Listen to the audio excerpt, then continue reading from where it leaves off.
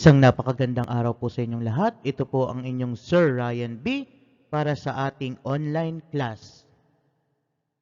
ESP5 Quarter 4 Week Number 5. Layunin na ipapakita ang iba't ibang paraan ng pasasalamat sa Diyos.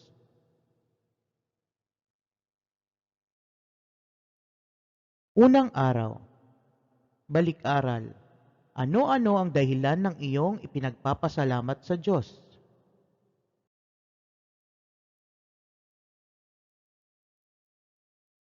Magpakita ng isang imahe ng Diyos.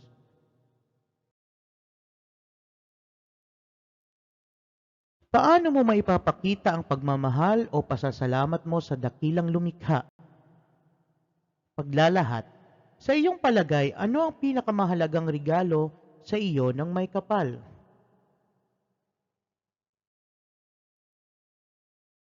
Tataya. Pagtanong ng mga sumusunod. Una, ano-ano ang mga biyayang handog ng Diyos sa mga batang katulad ninyo? Pangalawa, paano natin pinahahalagahan ang buhay na bigay ng Diyos?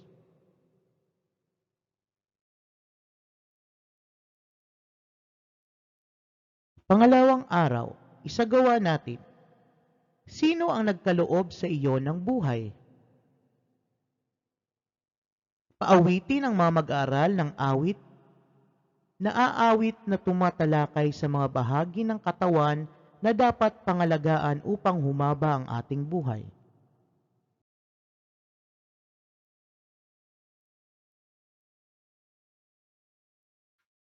Paglalahat. Ang bawat bahagi ng ating katawan ay nilikha ng Diyos para sa atin upang ito'y magamit ng tama. Kaya ito ay mahalaga at dapat nating ingatan.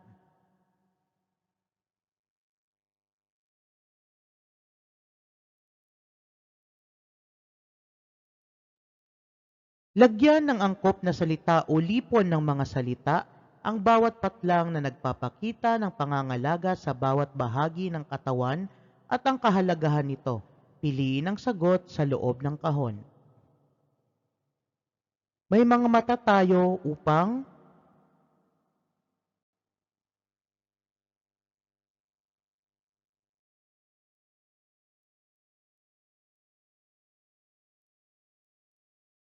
may mga tainga ako upang may puso ako para may mga kamay ako upang may bibig ako upang pangatlong araw.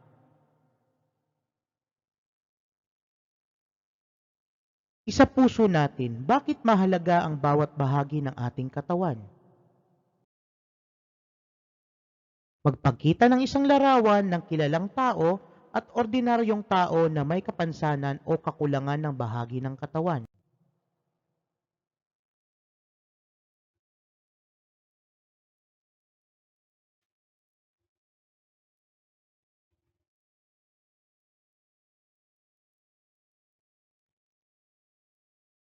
Ano kaya ang iyong mararamdaman kung ikaw ang nasa ganitong sitwasyon?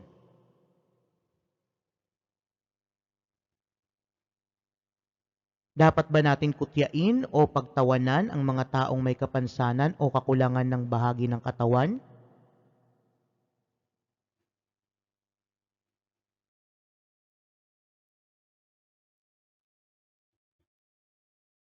Paano mo maipapakita ang paggalang sa mga taong may kapansanan? Ano ang iyong dapat na gawin upang mapangalagaan ang bawat bahagi ng iyong katawan?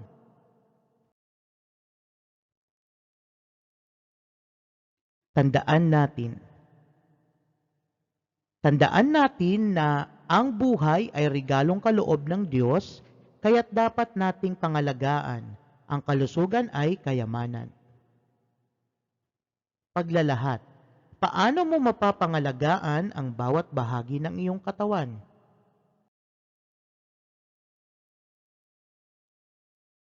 Sagutin kung anong bahagi ng katawan ang ginagamit sa bawat pangungusap.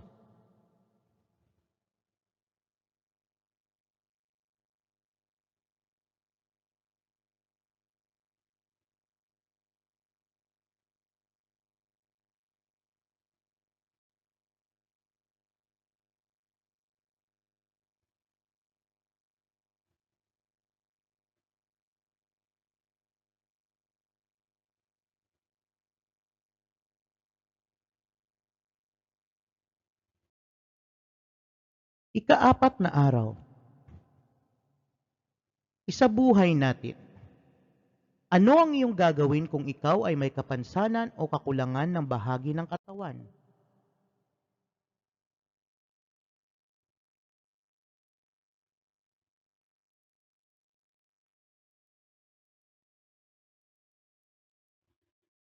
Magpakita ng larawan na nagpapakita ng mabuti sa kapwa at ang isang larawan ay walang ginawang mabuti.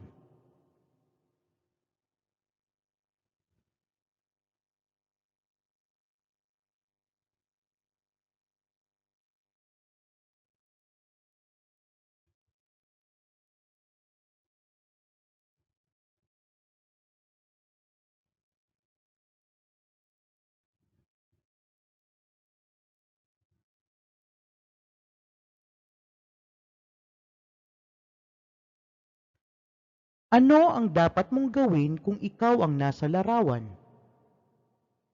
Gagawin mo din ba ang katulad ng ginawa ng nasa larawan?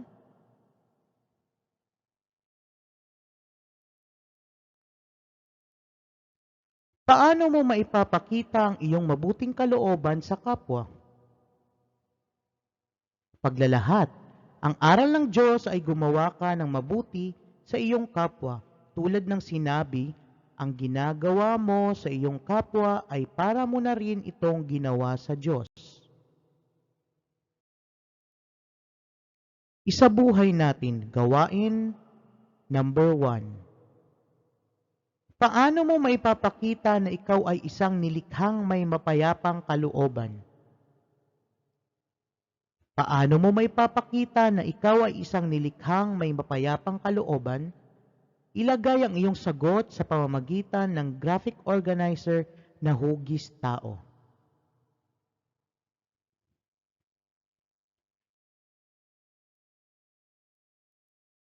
Ikalimang araw. Paano mo masasabi na ikaw ay may mapayapang kalooban? Magpanood ng maikling kwento, ang kwento ni Pepe at Susan.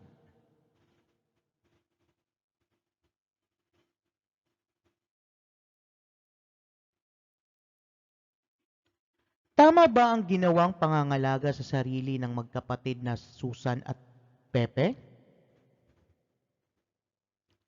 Magtala ng wastong pangangalaga sa katawan at buhay.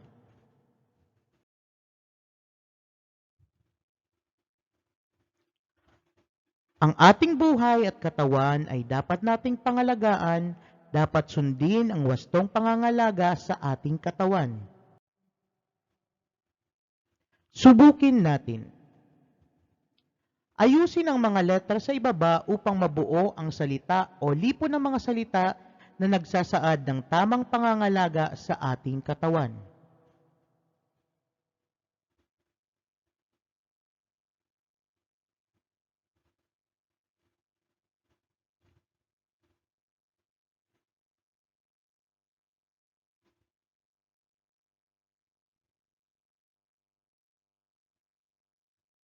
Ayan, maraming salamat po. Ito po ulit ang inyong Sir Ryan B. Signing off.